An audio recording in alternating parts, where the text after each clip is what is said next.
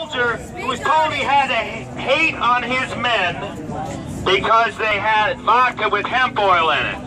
Is that ridiculous or what? Yes! And we're all here today because of it. I'll let him connect the dots. Ladies and gentlemen, Mr. Dave Wisniewski!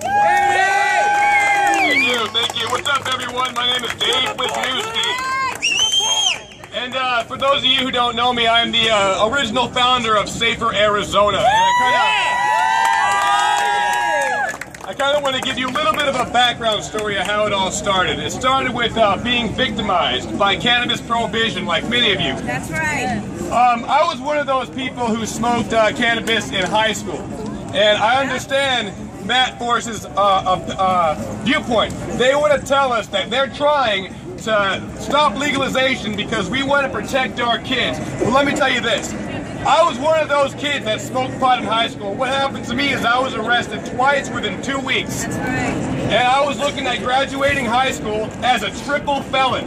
Now tell me, how does turning a kid into a felon help them be more successful in their future in life? It doesn't. It's damaging, and it hurt my future. I had to go through task. It was 6 months long. After task, I got my charges dismissed with prejudice. I don't know if you know what that means. It means it's kind of off the record, but it's not really, because I tried to get into the military. First, I tried to get into the Air Force. The Air Force said, well, how many times do you smoke marijuana? And I'm like, oh, I don't even know. I smoke a lot. And then they're like, well, if you smoke 15 times, you can't get in. Well, I smoked 14 times. That's what I told them. Well, they said, have you been arrested? Yeah, I got arrested twice. I was looking at 3 felons, but I got them dismissed. It doesn't matter. You were arrested. You can't get in the Air Force. Oh, no. So I had tried to get into the Navy, and the Navy's like, maybe we can get you in. And so I was drug tested for 3 months. That's how long it took me to clear out my system from quitting cold turkey. And so apparently it was like a Hail Mary. Months and months of getting drug tests and asking, but the Navy rejected me.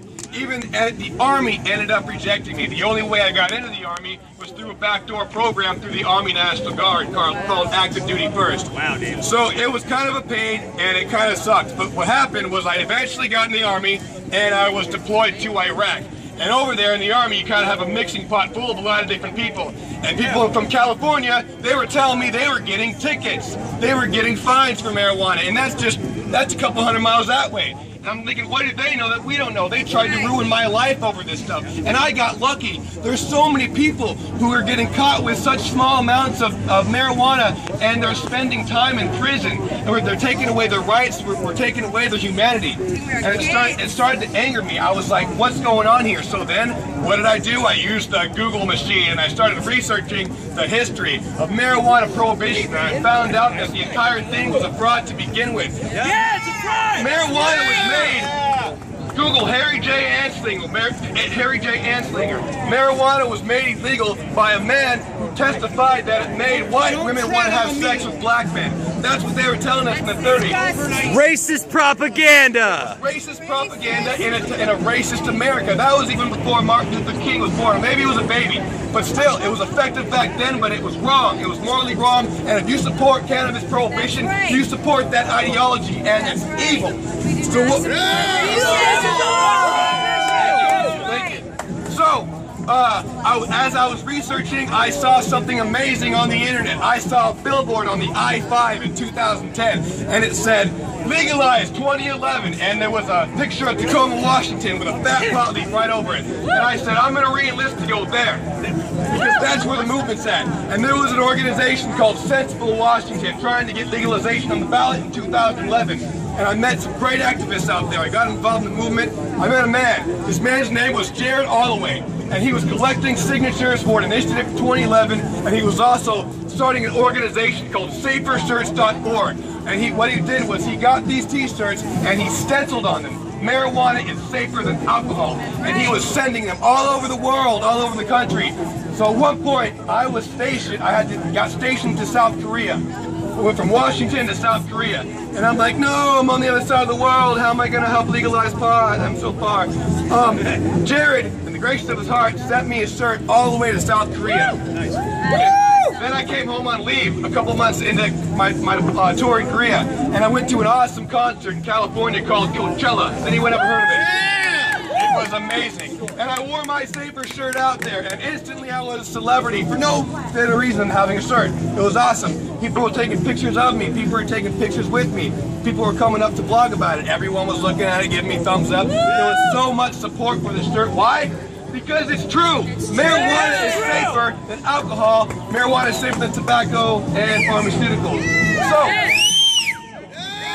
then after that concert, I went back to Arizona on leave, and I'm like, there's nobody protesting out here. No one wearing these shirts. There's no signature ballot initiative. What are we doing? What can I do? And then I got sent back to South Korea, and I was angry that no one was doing anything. And then I had one of our safety briefings. Can you guys all still hear me well? Is this thing dying?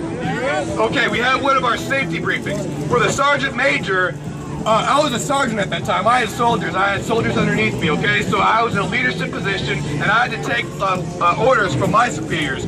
My sergeant major came up on stage, sold by a battalion of 700 people, to watch out for a drink called Purgatory Vodka.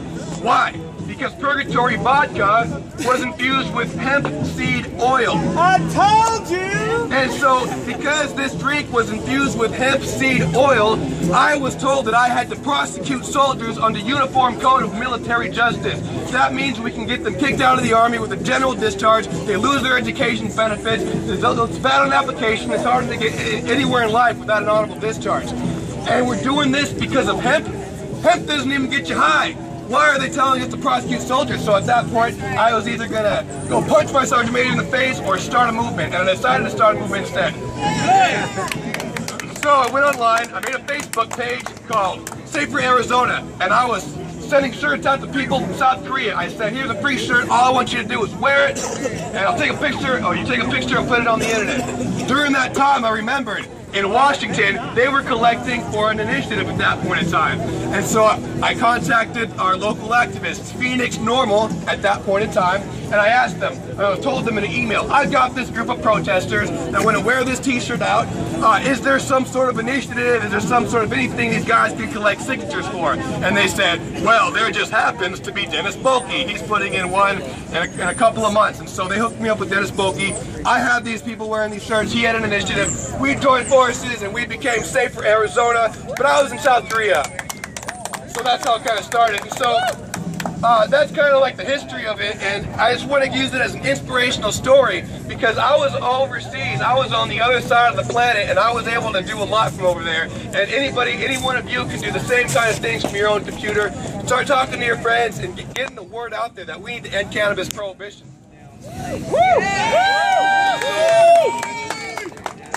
Think if there's anything else. There's a couple things that I want to point out real quick. We live in the land of the free. In the land of the free, we have 5% of the world's population, but we jail 25% of the world's prison population. Most of those are non-violent drug offenders, and that's right, sister. That's not right. We can't be locking up non-violent people just for smoking a plant. No jail for a plant. All right. Here we go. More teachers.